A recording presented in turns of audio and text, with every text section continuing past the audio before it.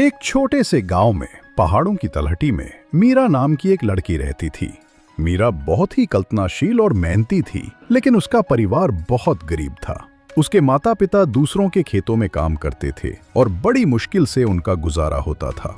मीरा का सबसे बड़ा सपना था पढ़ाई करना और एक दिन अपने गांव के लिए कुछ बड़ा करना। पर गांव में अच्छी पाठशाला नहीं थी और पास के शहर जाने के लिए उनके पास पैसे नहीं थे। एक दिन गांव के पास के जंगल में मीरा को एक पुराना टूटा फूटा भवन दिखा। किसी जमाने में वो भवन गांव की पाठशाला हुआ करती थी, पर बरसों पहले वो बंद हो गई थी। मीरा ने सोचा, अगर कोई मेरे लिए पाठशाला नहीं खोल सकता तो मैं खुद क्यों ना खोलूं। अगले ही दिन से मीरा ने उस भवन की सफाई और मरम्मत शुरू कर दी। ये काम आसान नहीं था, उसे अकेले ही सारा काम करना था। दिन भर वो अपने माता पिता के साथ काम करती और शाम को सूरज ढलने के बाद वो पाठशाला के लिए ईंटें उठाती, जंगलों से लकड़ियां लाती और दीवारों को लीप पोतकर साफ करती। गांव के लोग उसे देखकर हंसते थे। वे कहते, अरे मीरा, ये बेकार की मेहनत है, ये भवन अब कभी पाठशाला नहीं बन पाएगा। पर मीरा किसी की बात पर ध्यान नहीं देती थी। उसकी आंखों में एक पक्का इरादा था।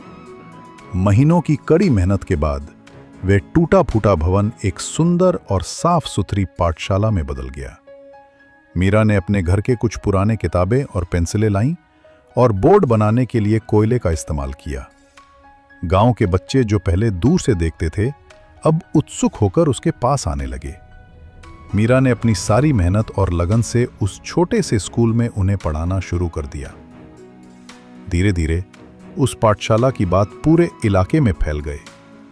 शहर से एक शिक्षा अधिकारी ने जब आकर देखा तो वे मीरा के समर्पण और साहस से बहुत प्रभावित हुए।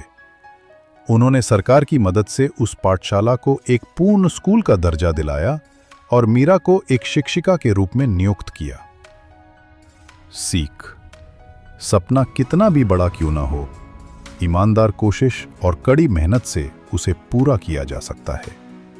हमें दूसरों की नकारात्मक बातों पर ध्यान न देकर अपने लक्ष्य पर ध्यान केंद्रित करना चाहिए।